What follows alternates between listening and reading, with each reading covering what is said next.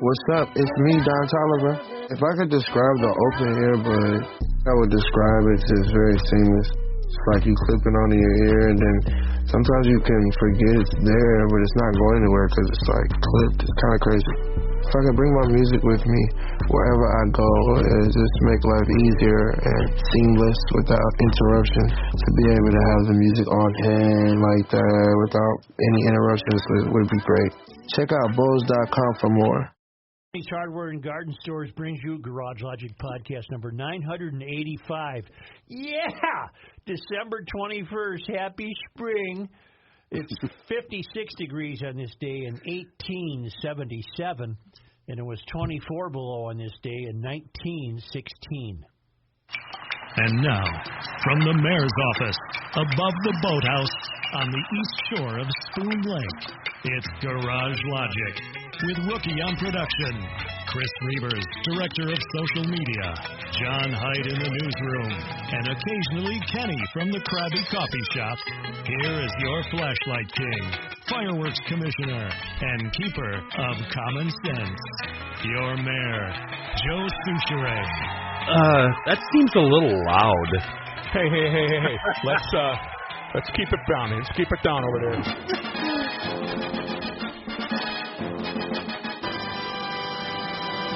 Happy spring, members of the Royal Oh, Order my of the gosh. 21st. I forgot all about that. Normal people are beginning a long series of suffering winter weather, but we, the members of the Royal Order of the 21st, celebrate the arrival of the solstice, and the days getting longer. Imperceptibly they do, but they're getting longer. As loyal 21sters, we will be celebrating the first day of spring at exactly 3:47 p.m. today, the 21st, from our winter retreat here in Orange Beach, Alabama. But unlike you folks back in Minnesota, our temps will be warmer, and we will also enjoy 90 more minutes of daylight on the day of the winter solstice. Could that be true? Because they're south, I guess, huh? Secondly, next week we'll be celebrating our 50th wedding anniversary. Not a big deal for me, but the lady I live with deserves a major award for putting up with me. I may even buy her a card. Just kidding. We have a nice evening planned at one of the fine establishments down here. Also, we will celebrate the birth of Christ at the end of this week. I want to take the opportunity to wish you and your staff a very Merry Christmas. I assume you guys will be taking some time off between Christmas and New Year's. No? Well, yes, we'll take Monday and Friday off. Correct. No. The sane among us are taking a few days. We're going to have Garage Logic live on the air next week on Tuesday, Wednesday, and Thursday. I'd ask what your plans are, but I'm sure the universal Kenny answer would be none of your damn business. Correct. I know you spent some time on the Gulf Coast last Christmas. Whatever you do or wherever you go, enjoy your families, friends, and time off. Looking forward to the new year and many more podcasts to come. Doug the Barber and his faithful wife, Connie, celebrating the 21st down on the Redneck Riviera. John Ryan weighs in. Happy 21st day. Starting from 8 below zero this a.m., things can only improve. The notes are too numerous to mention. I appreciate all of them. And congratulations to all of us as members of the Royal Order of 21sters. Here's Joe from Egan, writes, "It ends today!" Exclamation point. He is correct. He sent charts and everything. It's just fantastic. I noticed there was a little spring in your step. No. Say, boys, See, I'm trying to play Reuvers' role here is what I'm trying to do. Boys, I can't do it every day to come in and hector the choir. The choir is already believing this climate change nonsense. But do you think on this particular stretch of winter weather we've reached a new pinnacle of excitement, a new pinnacle of hysteria? Do you mean with the wringing of hands and the clutching of pearls over the blizzard? Yes. It seems about normal to me. It's just winter, and it's going to get windy, and I told you before, and I didn't want this to be true because I'm having trouble weaning myself off the local news because I'm such a news junkie. Nationally, regionally, locally, newspapers, TV. That's why, I have to for GL. the worse the world gets, the lighter by night after night, the lighter the news gets. Mm-hmm. And we're down to the point now, and it's all the stations locally, maybe true all over the country. We're being shown what exactly we need to have to survive this. Okay, thank you for bringing that up. We're Joe, being shown how to dress. I've got so many people following me on Twitter that work in the newsroom, so I've really held back, but I've really wanted to send out the mean tweets. I don't need to be told to wear bleeping mittens in the winter or a warm hat. How about the car emergency kit? Well, they did that last night, and the distinction, it's down to this fine of a thread. Be sure the flashlight and the blanket are in the car, not in the trunk where you might not be able to get to it. Okay. That's really dumbing it down. And another, not a weather example, but another example of the worse the world's condition, the lighter the news. Last night on the 4, because I switch You back monitor and the forth. competition. Well, I do that to avoid the commercials. But last night on the 4, they do maybe it was one of their good question things. They say, good question. Right. Yep. Do watching Vikings games affect our health? Wow. That was the story in the 4? Yeah, because apparently, and they even found a cardiologist who was stupid enough to weigh in. Oh, wow. That yes, watching the Vikings can cause stress. And they interviewed some young guy who was a nervous wreck about it and doesn't know if he'll be able to survive the season. And I'm thinking the worse the world gets, the more meaningless this stuff becomes. It's just incredible. If I was the doctor, I would tell that guy, in case you die because of an outcome of a Vikings game, that will only profit and help the Vikings. Yeah. And they will celebrate your death and You'll promote probably get their a T-shirt named after you. Yeah. Well, in any event, we won't stay with it, but let's stay with it because I think they should hire Kenny to do a segment called "That's a Dumb Question," and I'll just rip into these people. But really, I mean, I don't even know where to go with it. But back to the weather, I think they've jumped the shark. Yeah. With this one. Years we ago, keep hearing yes. it's generational. Is it really No, generational? of course not. I can do the sense winds for you. Yeah, it's a blizzard. So what are we going to get? 5 to 8 inches of snow, and it's going to blow around. Yep. And it's going to get really cold. It's going to be really cold. I'm sure it'll create some driving havoc. I mean, sure. I'm sure visibilities will be reduced. But it's winter. That's what happens. That happens. Have we had the tutorial on what to do if you are sliding or skidding, as far as steering or pumping the brakes? Into the skid. Just had a deep thought. He's writing it down. I am, to remind myself to Don't stand on the brake pedal. Don't floor it. pump the brakes, people. Use your big toe. I like to say ease into the brakes. Ease into the throttle. Pump them gently. Gabe got rear-ended 2 nights ago. Because somebody's an idiot. Well, he called me. He said, whenever he calls me at work, I know that something's wrong. Everybody's okay. I just got rear-ended. I went, no. And he was driving the Jeep. And he said the car in front of me I saw was slipping a little bit. So I gave myself a whole bunch of room. This guy behind me did not. And they were going very slow, so there was no damage. He hit the spare tire on the back of the Jeep and messed up his hood, but didn't scratch the Jeep at all. You want my deep thought? Yeah. Could it be, because this just occurred to me, and I haven't had time to flesh it out on the Garage Logic Service Road of Life, could it be that the weather, that nature is viewed as a vile thing that humans will control ultimately if only we can convince everybody of climate change? That we will be able to eliminate these inconveniences in our life. Flight delays, wind-blown snow, you name it. Turbulence. I see even turbulence on CBS they attempted to blame it on climate change, but got so much pushback they dropped it. Could it be that we've always said man has lost touch with nature? Mm-hmm. Has it gotten to the point where nature is. See, I'm just wrestling with this because it's a brand new thought that just occurs to me. Are these hysterical weather situations brought to us by people? No, and that's not it. Damn it! I'll have to think about it. The analogy I wish you would use is that weather is like a wild horse. And if you work at it long enough, you'll break that horse and tame it. We'll tame it. Yeah. Well, and Kerry, you don't need to play it, Rook, but Kerry has said that. Yeah. In his foolishness that, if we'd only spend a couple of $1 billion, we can get out of front of this and prevent hurricanes. Well, you can't, and you won't. But it's the same thing if you're sitting in Ashtabula and you're watching your local weather forecast. It's almost as though we just damn it, I don't have it. It's almost as though it's an entity of its own, that it's almost human and it's evil, and we must control it.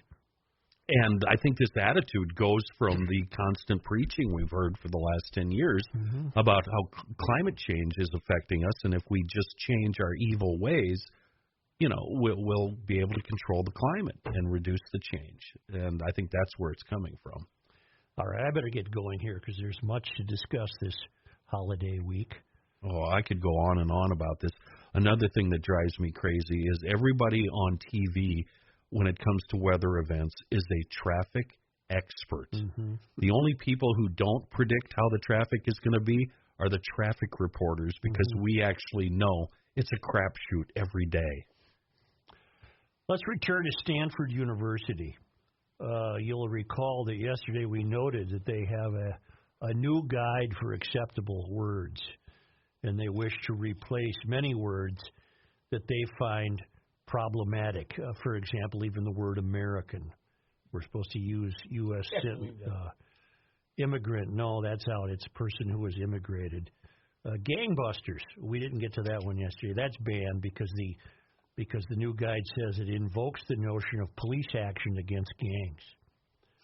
Really? Why shouldn't there be police action against gangs? What? Wait. And that could have racial undertones.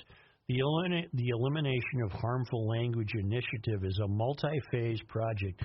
I'm going to throw some stats at you here that rest the case for why the Academy has failed. Okay. The elimination of harmful language initiative is a multi-phase project of Stanford's IT leaders. The list took 18 months of collaboration with stakeholder groups to produce, the university told us. We can't imagine what's next. I'm reading from a Wall Street Journal editorial that shocked me with this statistic. We can't imagine what's next, except that it will surely involve more make work for more administrators, whose proliferation has driven much of the rise in college tuition and student debt. And we had last week the news from Hillsdale College that the reason the failed academy is because of the overwhelming percent of administration that's been hired between 1999 and 2020 compared to students. 1999 and 2020. Okay, 20 plus years. Here it is. Are we going to be shocked? For 16,937 students, Stanford lists 2,288 faculty. And, are you ready? 15,750 administrative staff. There's your answer. It's got to be a typo. No, it's not. What is the duty? And these are all people that call themselves stakeholders, collaborators, visionaries. They all have jobs that cannot be measured for any achievement, and they all must do something, or presumably they wouldn't have the job. So thus you get a group that's taken 18 months because they have nothing else to do. You have a group called the Elimination of Harmful Language Initiative, a multi-phase project of Stanford's IT leaders. It took 18 months of collaboration with stakeholder groups to produce, the university said. Okay, because you have 15,750 administrators. And this is part of what those 15,750 administrative staff do. And what they do is worthless. It's not measurable for achievement. It's made up out of whole cloth. It has nothing to do with learning. It is a significant reason why tuition is so high. And it makes me wonder, why would the university industry want to share so much money with so many meaningless people? In other words, why aren't there 5,000 faculty and 750 people on the administrative staff? You've just saved about 12 to 13,000 salaries. That's not their goal, though. What is their goal? To ruin the Western civilization. Yes. Well, these are bad people. These are language police. What do you have? You have 15,750. Well, look up what Stanford cost, John. What would Stanford cost if you didn't have 15,750 administrative staff and you actually had classes presented by trained professors? What the hell would it cost? About $5,000 a year? The nearest one we have is from the 2021 year, $56,169. It's just a joke. It's entered the realm of beyond parody. It's a joke. And here's what's happening. We're seeing it happen in politics. The St. Paul mayor's administration has increased 10 and 20-fold the number of people we're euphemistically calling a cabinet. They're never heard from. They have jobs that can't be measured for success. They're all getting handsome salaries and benefits. The taxes must continue to rise to be able to afford them. And it's happening. It's happening everywhere. It's happening in the failed. Well, it's happening most principally in the failed academy and the failed political circles. Well, let's talk about the political part, the St. Paul part. It's always been my thought. I don't think I've ever said anything that the only reason they're doing this is basically to fill a quota to show the people that they are woke, that they have the proper people in charge to be, I don't know, more. None of whom are accomplishing anything. The murder rate in St. Paul just set a second year in a row record. Right, but we have an equity director to show that we are pro-equity. That's right. But don't you think part of it is it's also so nobody has to say the buck stops here? Exactly. You know what I mean? Exactly. There's nobody to hold responsible. Melvin Carter is so insulated by people that he's not responsible for anything. It's also true in Minneapolis. I sent a shout-out to the new Chief O'Hara, and I didn't mean it as mean-spirited as it sounded, but I said, pal, you took the wrong job. There's 15 people in charge of the police in Minneapolis. Nobody has to accept responsibility. It's gotten away from us, people. It's gotten away from us. How much worse is it going to get? Oh, way worse. I think your town broke a record last night, didn't they, with murders? Second year in a row for a new homicide record. I would love to hear the mayor's thoughts on that. You won't get them. No, of course not. Isn't that something? Is Stanford a public school, John? I think it's private. I can look, John, if you need me to. I'm there. I just haven't found it yet. If Stanford has 15,750 administrators, they're probably typical of major universities. They're probably typical.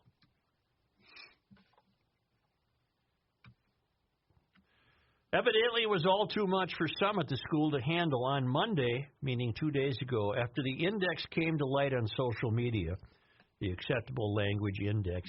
Stanford hid it from public view. Without a password, you wouldn't know that stupid made the list. Well, there's all sorts of things you can't say abusive relationship. I mean, well, you covered a lot of the words yesterday, but I mean, the list is absolutely unbelievable. It's a private research university, right. Stanford. Can you imagine? We could have cured cancer by now for the human race if the academy did not take the drastic turn it has and gone down the road of failure. I'm being deadly serious. We could have cured cancer. If you take the money spent on these 15,750 wasted administrators and put it where it really could accomplish something. You would have had many. You would have had a cure to cancer. You would have saved lives. I guessed 100, by the way. I would have guessed 100 administrators. Well, then you haven't been paying attention at the University of Garage Logic. I thought that was high, though. I really thought it was way too high. This leads me to wonder. This leads me to presume, not assume, presume that I would say this is absolutely true of every major university in the country. Top heavy on administration. And if you're top heavy on administration, you're going to get programs like a language approval list that takes 18 months of collaboration with stakeholder groups to accomplish. Because you have to have meetings, and you have to have luncheons, because you have nothing else to do. You accomplish nothing. You have no ability to be measured for your effectiveness. There's nothing you need to be competent about because your competence does not come into play. If I was the parent, and I happen to be the grandparent of a young lady who's making her college decision as we speak, and I'm poo-pooed if I say, see, here's the problem. Sharp kid that can accomplish something. Right. So my role is to at least make sure that she narrows down whatever discipline she wishes to pursue. And then from there, take your best offer. Because she's such an excellent student. Underachiever, huh? That offers are coming in from the school she's applied to. Oh, my. And it could come down to she'll take the most money. Okay, so if you take the most money and you have a strong idea of where you're going to be focused, you can shake off this woke BS and succeed. Right. You can overlook that and just pile right through to what your focus is. But if you're a parent of a kid who's going to college just because they think that's the next step in life and they might as well go, I think long and hard about it. I wouldn't waste the money because they're being thrown into the lion's den of nothingness. The academy is so rapidly failed that it's beyond. And I'll get back to one of my original questions. Why do you think they want to share their earnings with 15,750 people who don't accomplish anything? For the same reason. They're not altruistic people. For the same reason that the cities and states do it with all the diversity directors and the like.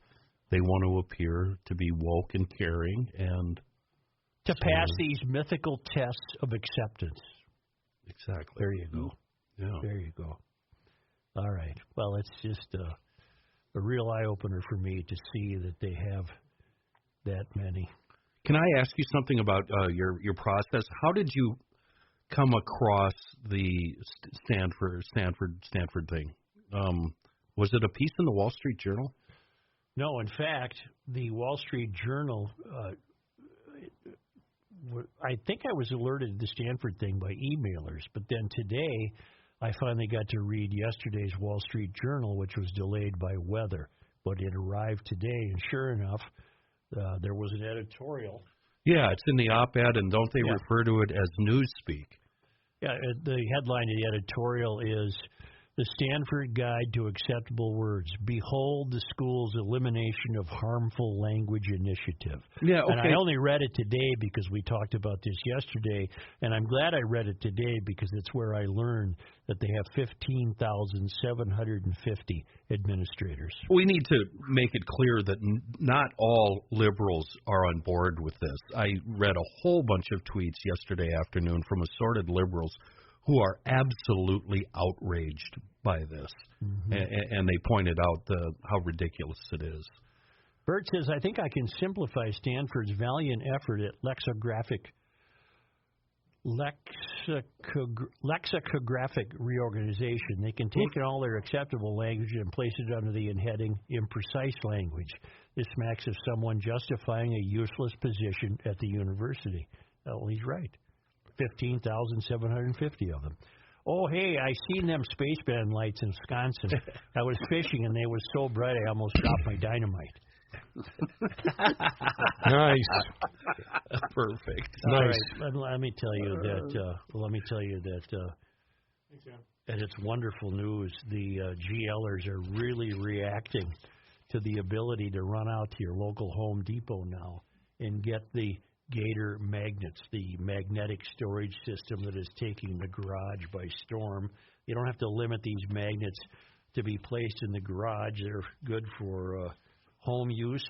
And all you do is go to GatorMagnetics.com, click on the Home Depot logo, and you will be directed to the nearest Home Depot that has Gator Magnetics just in time for Christmas. They were invented by GLers in a garage.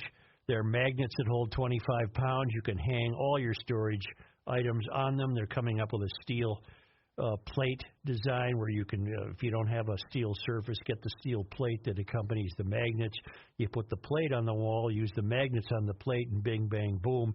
You've got the kids' athletic equipment off the floor, the shovels, the brooms, hoses stored for winter, whatever you need to store. It's Gator Magnetics. They're now available at more than 1,000 Home Depots across the nation. Go to GatorMagnetics.com, click on the Home Depot logo, and right here, regionally, locally, you will be steered to the Home Depot that has Gator Magnetics.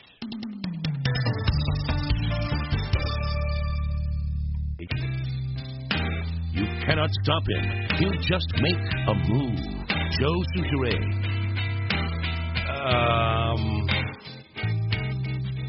I think my first marriage ended last night. Oh. I was informed by the roommate who works in a place where there's probably 3-4 pallets of Seafoam right now. Yeah. That she bought a can of Seafoam at the local convenience store.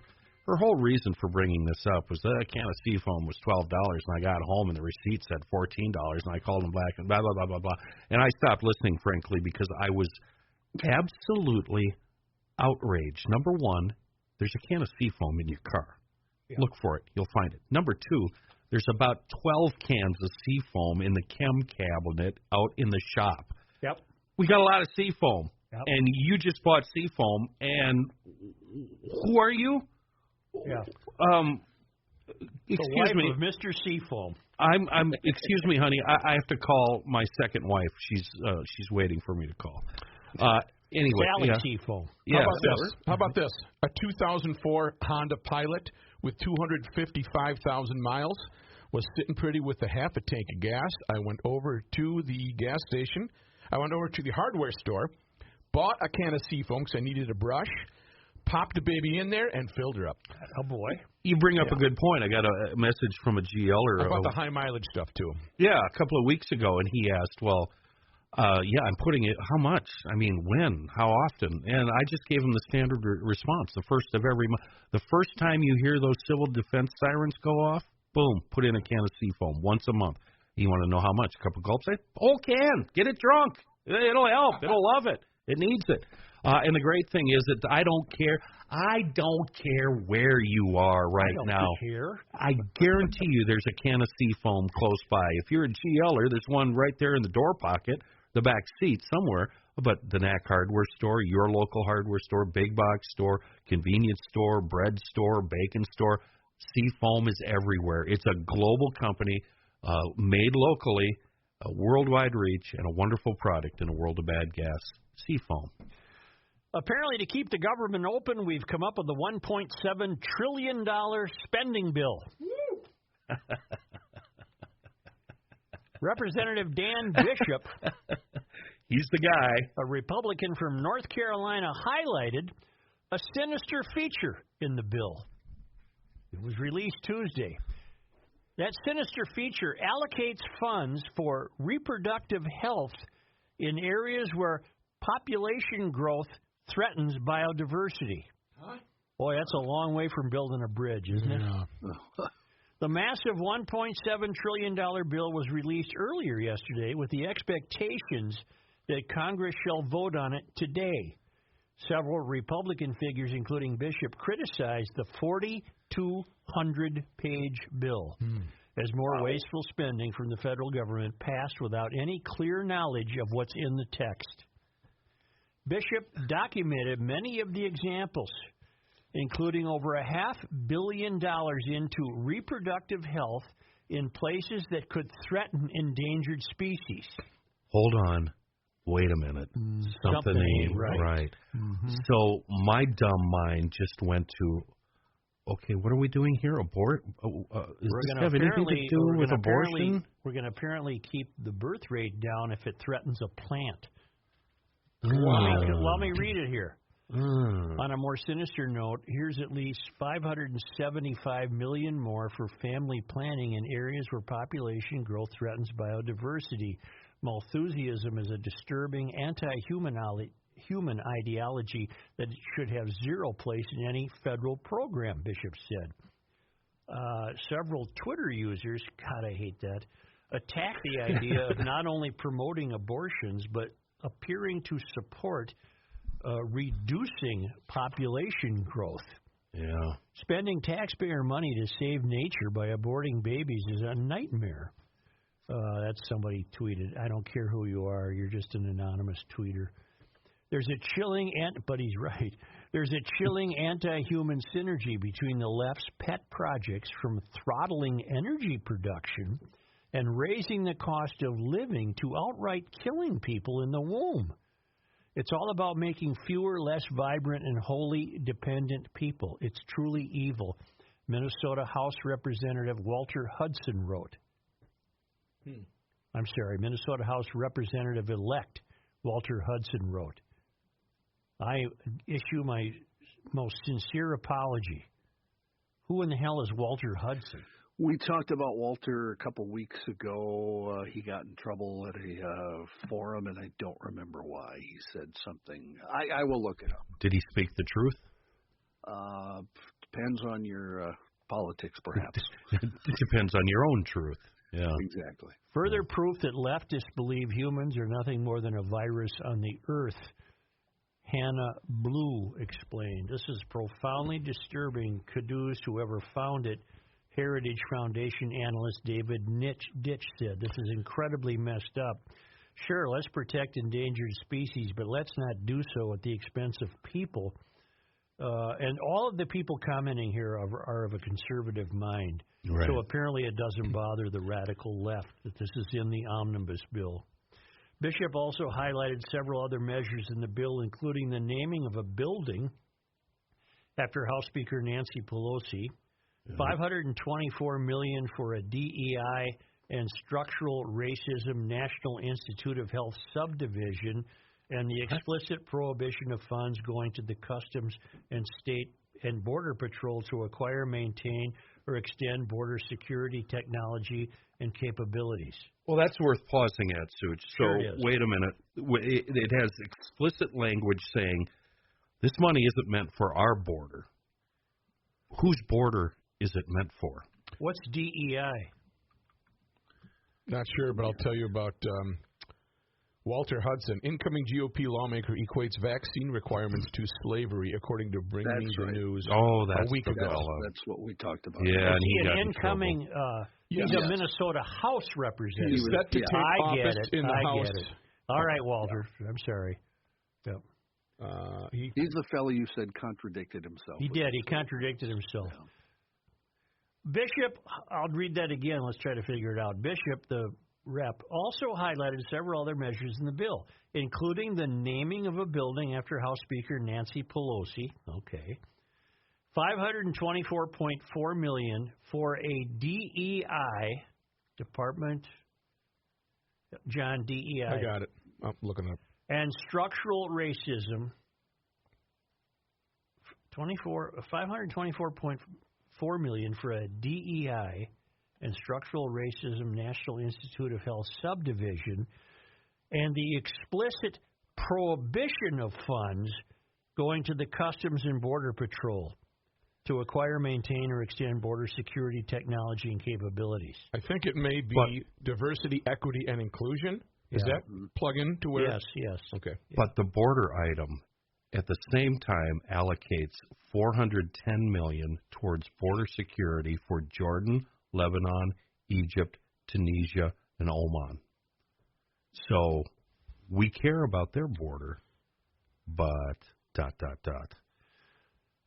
Senate Majority Leader Chuck Schumer was himself questioned on a bill by CNN's Manu Raju on the lack of time Congress members have to read the bill before voting on it. The bill has been carefully worked on by the Appropriations Committee for a very, very long time, Schumer said. I really, really dislike that fellow. Oh, yeah. Most of the provisions were well known weeks and weeks and weeks in advance, and getting this bill done for the American people. You didn't get it done for the American people, Schumer. You got it done for yourself. Lindsay, whatever. Okay, I don't know what the hell's going on. He brings up an interesting point. So basically, generally, he's saying, we know what's in the bill. We trust our people on these committees, et cetera, et cetera, et cetera. We're ready to vote. But aren't they working for us? And we weren't able to look at these items until, what was it, Monday night, middle of the night, early Tuesday morning? They're not working for us. No, they're not working for us. We don't matter. No. And Bishop was fairly outraged and brought up a lot more points. Doomed, we are doomed. I hate to keep waxing eloquently about the new Stephen Hunter book, but it is a great look at the third rail. In addition to being a great Bob Lee Swagger story, it is totally wrapped within the third rail and how they operate.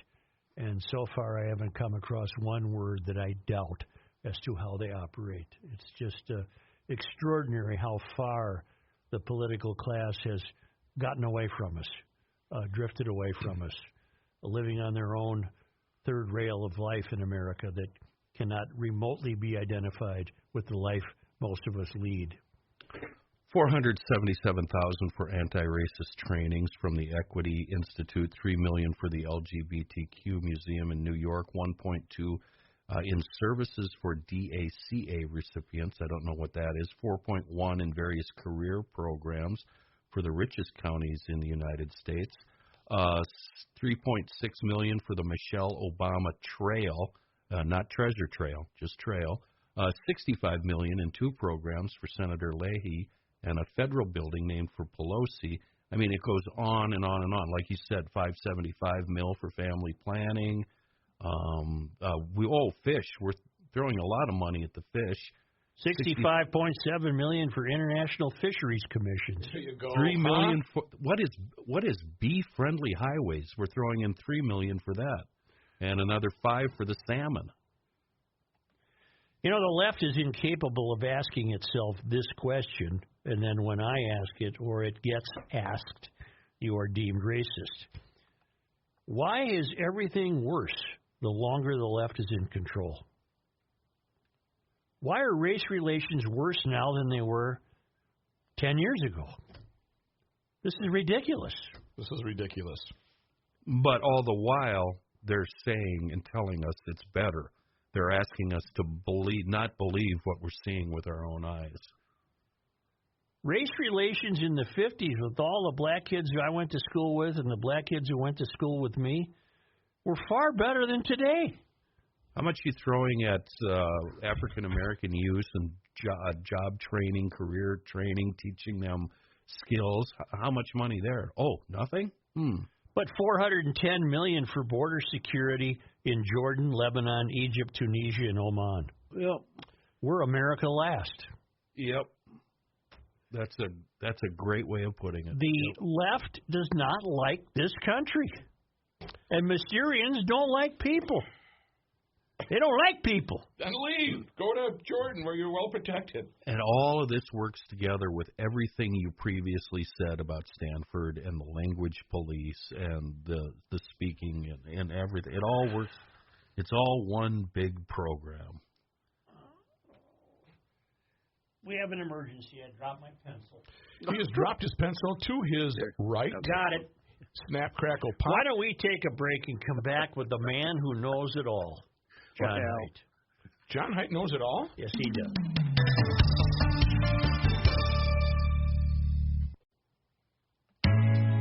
Truth, justice, and the Souterrain. I'm going to give you until the end of the month to get over to Moon Motorsports and buy yourself a Christmas gift. So many reasons. The end of the year means the manufacturer incentives are at their best. They want to start getting rid of next year's models. They're arriving now. And speaking of arriving now, stock replenishment at its best. So that means the in-store selection amazing right now. You can get 0 payments for 90 days financing right now at Moon.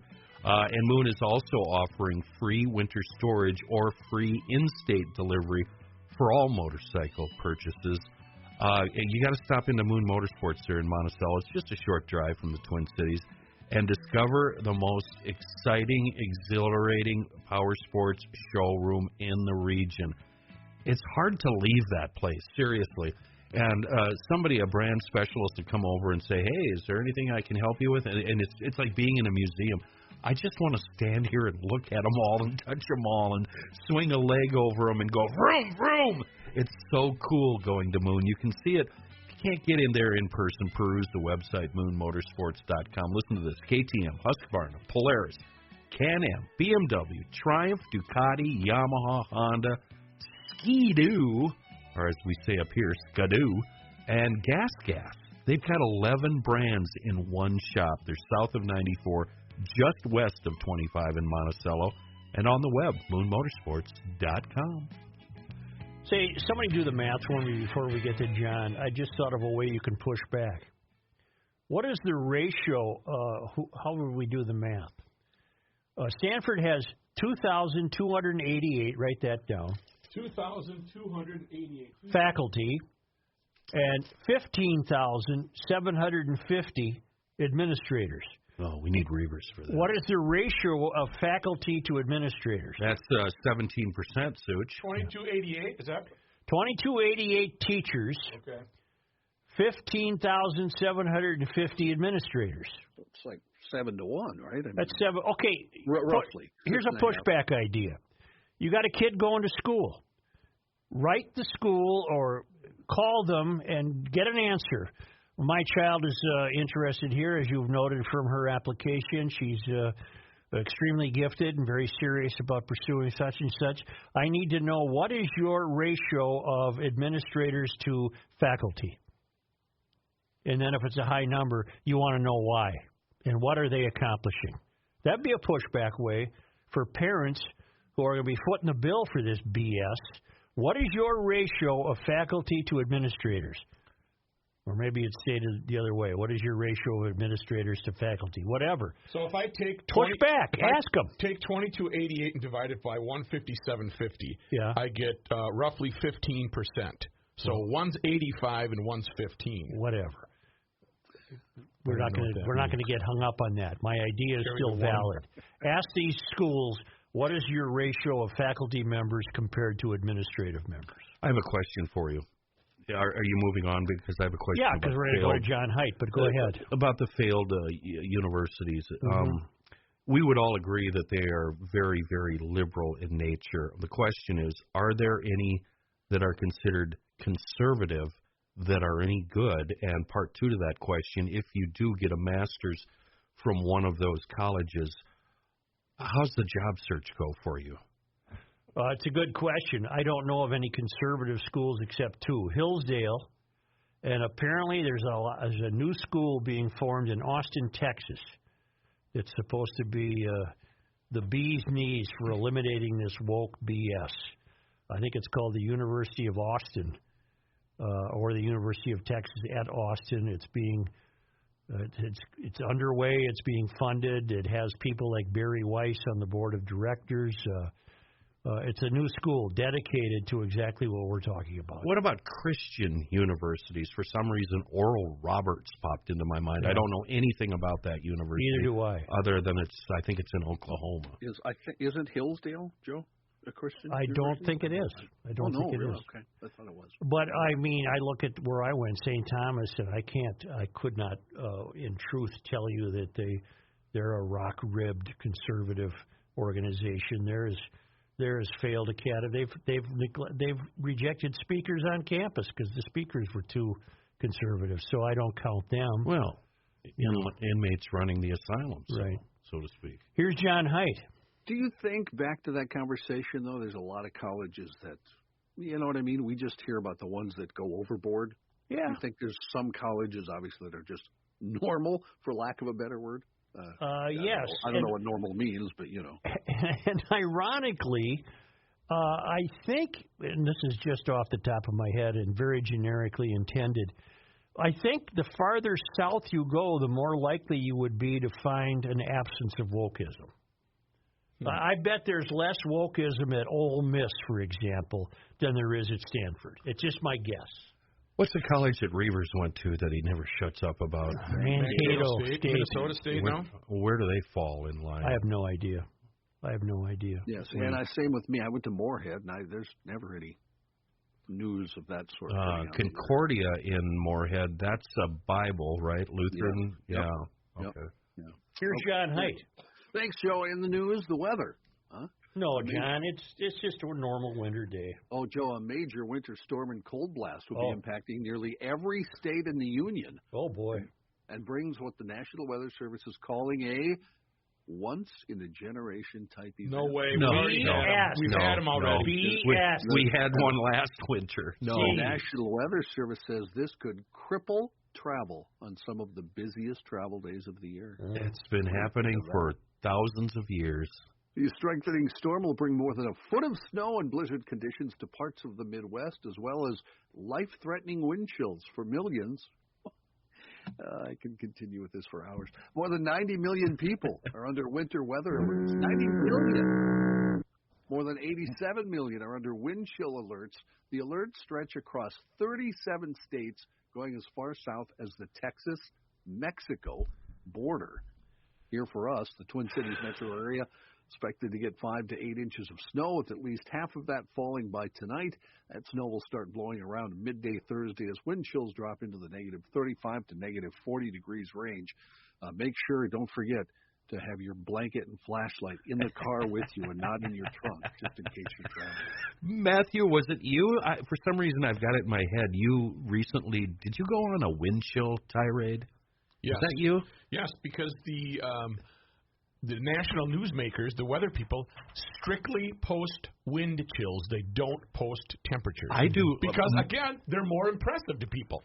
Much like Such does this whole 21sters thing, and today is the first day of spring, I do not acknowledge either wind chill or heat index. They do not exist in my life. It's hot or it's cold. It's 10 below or it's 100 degrees. Well, this note from Larry Lee is on topic. Last August, I had to get a rental car, and I got a 2021 Chrysler Pacifica Hybrid. I was reading through the owner's manual, and in capital letters it read, "This car will not start at 22 below zero." Oh. Thank you. It was a nice car. After 41 years, DNA evidence has led to the identification of a murder victim. Wait, can we pause a second? Yeah, sure. You know what I do, Such, in days, and it hasn't happened in a long time. Thankfully, I can afford to buy a battery. But in those days of my youth when I could barely get that car started in the morning, she just ran all day because I knew if I turned her off, it wouldn't start. So with the battery, you could have your car in the nice warm garage, your electric car, but then you don't keep it running when you get to work. I turn mine off. Right, but my point is you get to work and you park outside, it's already off. It's not running. What do you mean? It's not running. There's no engine. It only runs when you... Oh, the electric car. You had me lost there for a moment. You turn the key and you press the throttle, and then it's on. Right. There's no way to keep the battery charged. when I was younger, it wasn't the battery, it was tires. I couldn't afford any new tires, so I'd get a flat, I'd get it fixed, I'd fix the tire over and over for 2 years. I had a 69 Pontiac Catalina. I had 5 spares in the trunk, and they were all junk. Like Kojak? But, Rook, you want to see 2 guys flash back? Ask them about gas line freeze-up. You fellas remember that? Absolutely. Oh, A Christmas Story, remember? Yeah. That son of a gun would freeze up in the middle of the equator in July. I used to buy one of those little bottles of heat pretty much every fill-up and pour it in, remember? Heat, H-E-E-T. You could just as well be urinating in your gas tank. Well, you're all slow to reach maturity. John, continue. Yes, sir. After 41 years, DNA evidence has led to the identification of a murder victim, according to a news release from the Bureau of Criminal Apprehension here in Minnesota.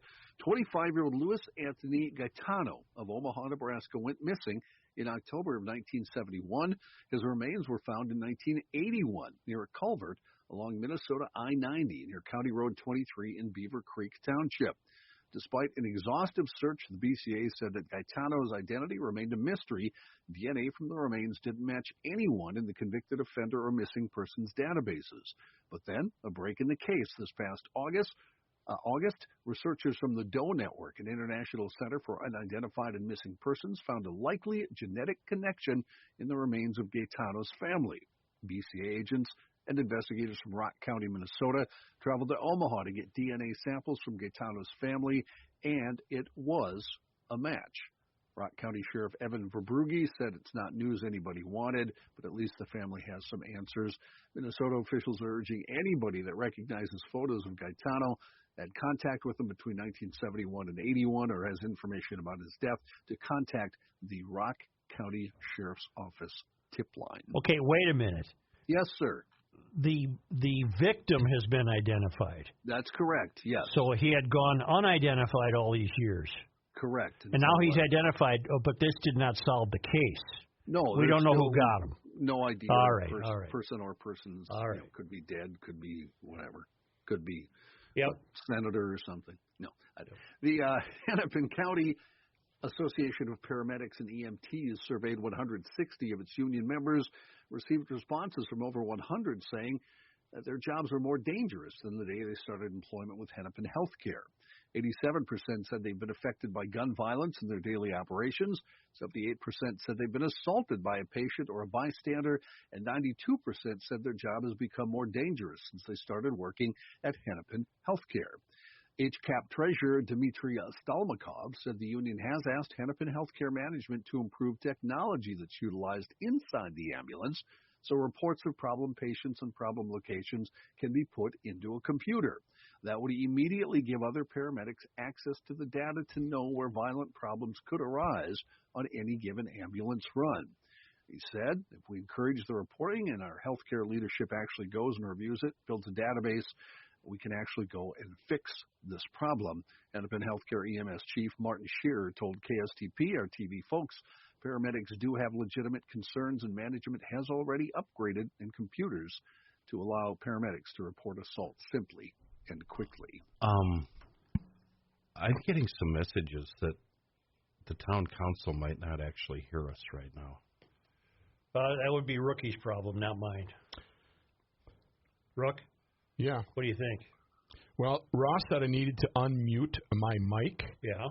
And Adam came in and said, it's registering, but I cannot unmute my microphone. Don't know what to tell you. Let's just plow on. If they can't hear it, they get a refund. Are we?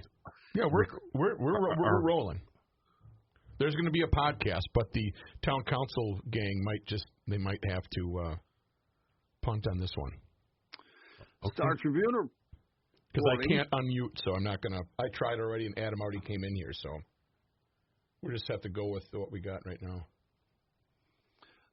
There's a studio live button, according to Ross, that he told me to make sure you have on. I don't know if that helps you any. Because it's the one that got me in trouble the first week of the council when I went on that diatribe, and I thought we were off. Very worried, weren't you? Yeah. The Star Tribune reporting the state will spend about $500 million to renovate and significantly expand the building where House members and other state employees work and hold public meetings, a price tag at least one legislator is calling egregious.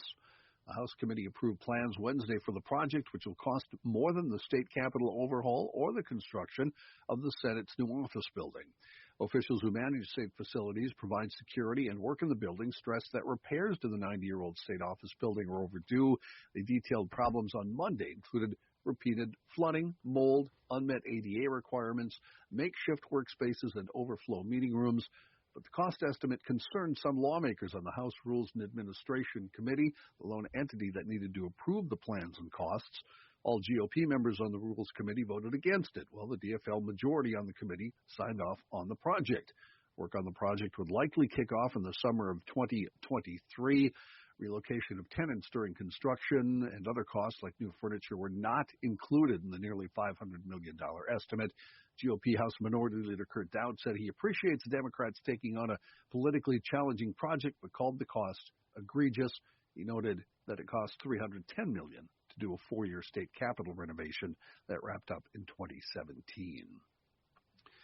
Minneapolis City Council member Jamal Osman apologizing for anti-Semitic and anti-gay comments he made on social media a decade ago, including invoking Adolf Hitler in apparent praise.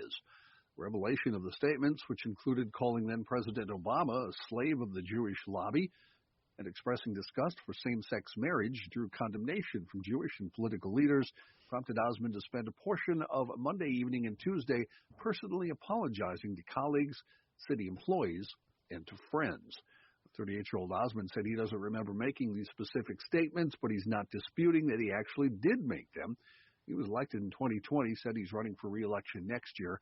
A number of candidates previously have announced plans to challenge him. Among the posts, on November 16, 2012, Osman posted a complaint about CNN's coverage of Israel. In the comments section, he added a post that's in Somali that translates to, "Where is Hitler when you need him?" In September of 2011, he posted in broken grammar, "We live in the United States of Israel. Nobel Peace, my behind Mr. Obama vetoing people's rights. He knows what's right or wrong, but he's a slave to the Jewish lobby." In January of 2013, he posted a video labeled "Disturbing New Video of Israeli Jews Assaulting Africans in Tel Aviv on New Year's Eve," commenting, "I can't see why the Palestinians don't want to share land with these dogs." Among the people Osman called Tuesday to apologize to was Minneapolis Mayor Jacob Frey, who is Jewish. And also Andrea Jenkins, who said he sounded sincere and remorseful regarding those comments. He reputed them, like you said, John. My question is, what if this would have been a straight-up Norwegian cracker with blonde hair? I think I can address that via a note from Steve Mulholland, who is a loyal GL listener, and he lives in the belly of the beast over there, Liberal Lakes.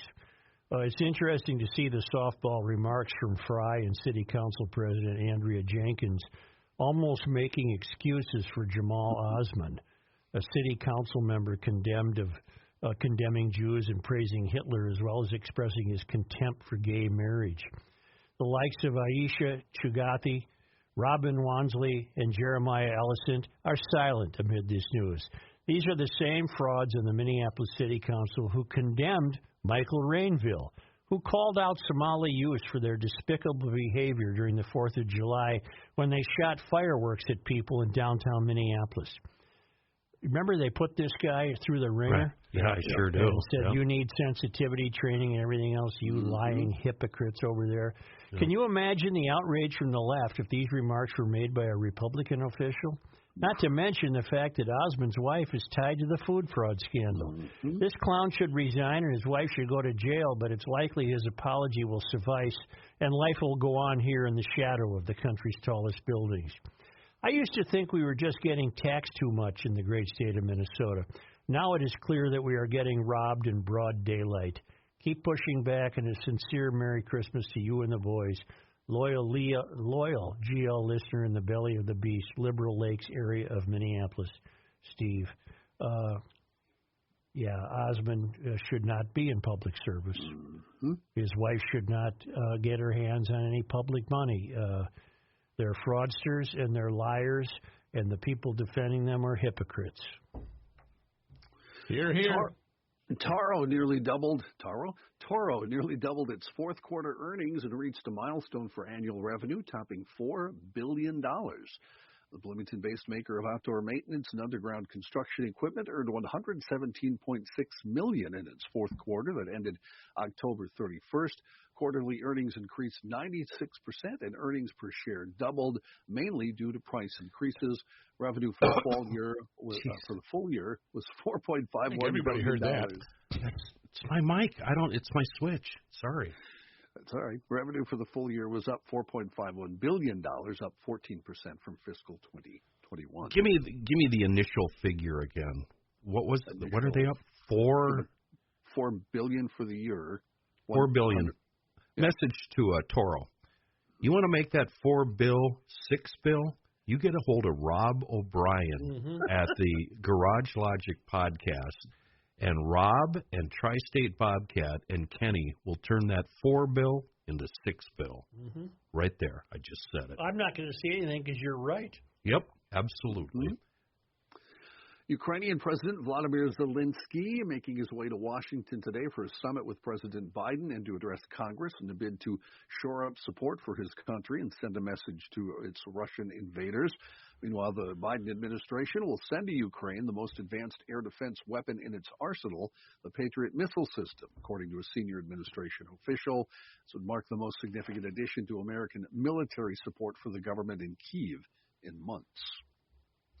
The Taliban released 2 Americans who had been detained in Afghanistan on Tuesday, including Ivor Shearer, an independent filmmaker who had been held since August. The Biden administration did not confirm the name of either American, but an administration official speaking on the condition of anonymity said that both had been safely taken to Qatar and were en route to being reunited with their families. London's Metropolitan Police arrested a man today who started a fire at the Buckingham Palace's front gates, with footage showing 2 officers tackling the man to the ground. The man, who cannot be clearly seen as the event occurred at night, sets the fire at the foot of the palace gate at about 10 p.m. UK time. As soon as the fire started, one of the officers jumped on the man, pinned him to the ground, and handcuffed him. The fire continued to burn during the whole thing, but authorities extinguished the blaze shortly after the video ended. Scotland Yard, the headquarters for the Metropolitan Police, identified the suspect as a 30-year-old man, charged him on suspicion of criminal damage. His motives remain unclear, but King Charles III has already faced public protests since taking the throne. Charles narrowly avoided a public embarrassment in New York when a 23-year-old threw eggs at him and Queen Consort Camilla. The eggs missed the royal couple, and police immediately restrained the protester. He ain't the same as having the Queen, is he? No. I miss the Queen. Not at all. I miss the Queen. Big disappointment. Drug Enforcement Administration on Tuesday said it seized more than 379 million deadly doses of fentanyl this year as the country continues to struggle with an epidemic of drug overdose deaths. The seizures included 50.6 million pills laced with the ultra-deadly synthetic opioid and 10,000 pounds of fentanyl powder, according to the DEA. Opioid overdose deaths rose sharply among teens during the pandemic, largely driven by fentanyl. The seizures announced Tuesday represent just part of the massive flow of deadly illegal drugs flowing into the U.S. last year. U.S. Customs and Border Protection seized 1,825 pounds of fentanyl at ports of entry along the southern border, putting authorities on track to exceed the 11,904 pounds seized during the entire previous year. Using chemicals shipped in from China, the DEA said criminal organizations in Mexico create fentanyl in undercover factories before shipping pills and powder to the U.S. Officials say most of the fentanyl is transported in vehicles and trucks as they cross points of entry. It's also where most of the seizures have been made. And thank you. And Biden and Harris went on to say what? What did Schumer say? What did, yeah, exactly. Nobody's saying jack. You don't want to deal with these people. So I'm going to tell you that one of the most well-known law firms in the metro in western Wisconsin, Eckberg Lammers, has served the legal needs of individuals, businesses, and municipalities for more than 70 years, and they can help you with your personal estate and succession planning, but they really excel in other areas as well: business law, business succession planning, and commercial real estate. Small business owners, listen up.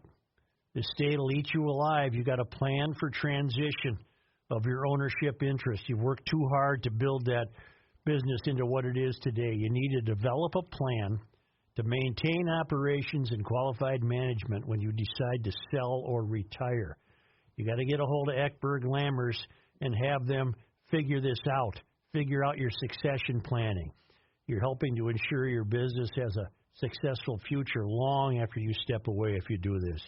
The Eckberg Lammers Business Law Team can also assist you with all your transactional needs for your business formation, mergers, acquisitions, succession planning, labor and employment, franchises, commercial real estate, and litigation. You don't want your stuff to end up in the hands of the courts. Talk to Eckberg Lammers today about your business. Call Eckberg Lammers at 651-439-2878 or visit Eckberg Lammers at eckberglammers.com.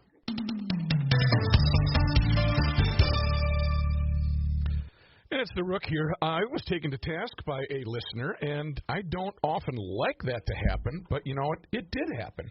And I'll tell you who it was. It was Beth G., and she said to me, "Hi, Rook. You have failed to mention that each spiral light candle is really two candles in one.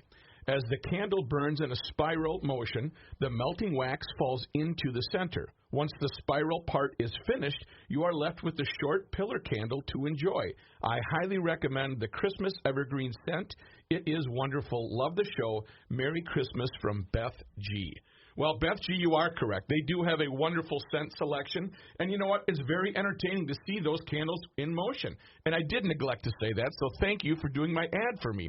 Go to spirallightcandles.com, just like Beth did, and you'll see many different sizes, colors, scents, etc.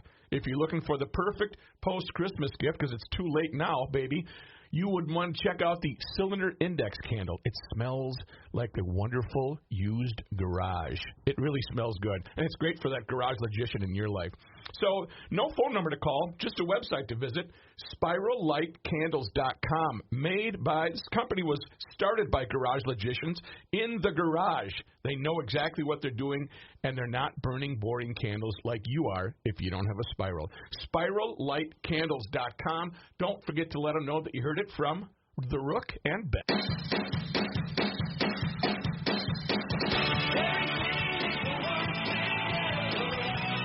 Latte Schmate. Here's Joe Souchere. Who did?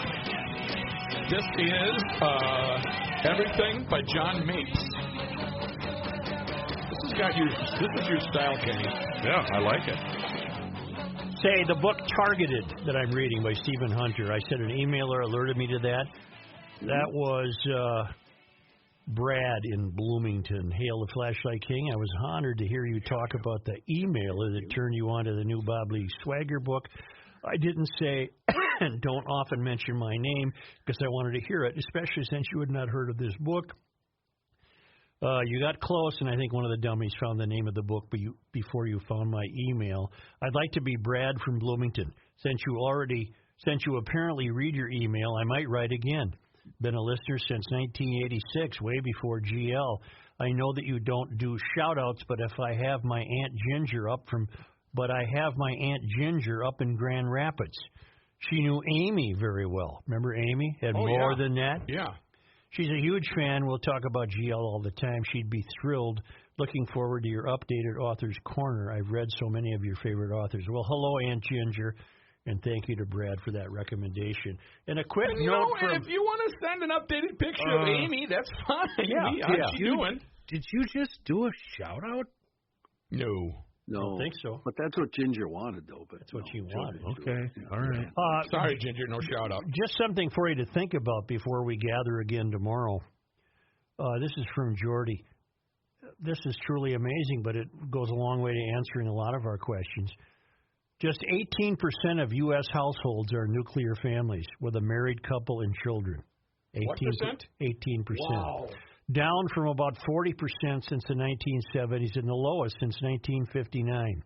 The Census Bureau's count showed that 17.8% of the United States' 130 million households featured married parents with children under the age of 18. Holy mackerel. That deserves some in-depth talking. I agree. I mean, just on the surface, you could start blaming people, but, sometimes it just don't work out. Yeah. This day in history has a club that I dearly would love to have belonged to. What is that? Only because they come to us all the way from Marloth Park in Mpumalanga, South Africa, from the Traveling Lymans at worldwidewaftage.com. It was on this day in 1885. This is December 21st. The Nushka Toboggan Club was formed. Oh. To promote the St. Paul Winter Carnival, the club sponsored toboggan slides on Crocus Hill, snowshoe hikes to Miriam Park, and parties on Washington's birthday. Nushka means look in Anishinaabe-Moan, the Ojibwe language. Yeah. I would love to have belonged to the Nushka Toboggan Club. That would be neat. I bet they had some cool stuff. I just did a quick count. I have 5 pairs of snowshoes. Oh, boy. They make neat decorations. No. Yeah, they get used. Oh. I don't know how to use them. I think... Well, you just walk. I think I should have a GL staff outing on snowshoes. Wouldn't that be fun?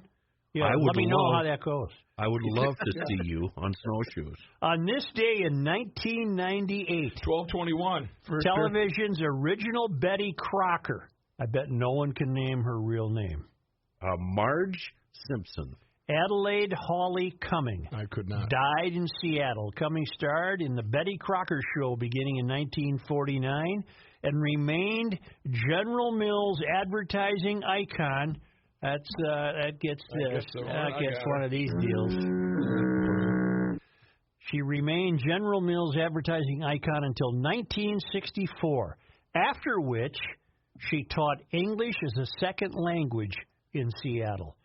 So apparently the role of Betty Crocker did not enrich her to the point of becoming independently wealthy. Either that or she was just a good charitable soul, and she resumed working as a English as a second language teacher in Seattle. Thank you, GLers. I hope we all survive the weather forecast. I might have thrown both Rookie and Reuvers under the bus on Twitter. And, Rook, the GLers are ganging up on you right now. That's fine. Thick skin. They're mad because this is one of the most important days of the year for Garage Logic. Yeah. 21st. Absence makes the heart grow fonder.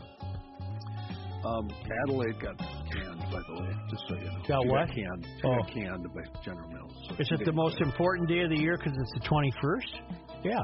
Was she caught smoking a doobie with the Pillsbury Doughboy? What do you think, folks? He's going to say the same stuff he says every December 21st, right? Wah, wah, wah, abnormal people, days are longer. 21st. That's pretty much it. Oh, sorry, you're going to have to go old school, listen to the podcast, people. Pod MN, of course, and subscribe to us on YouTube. Thanks, Ross.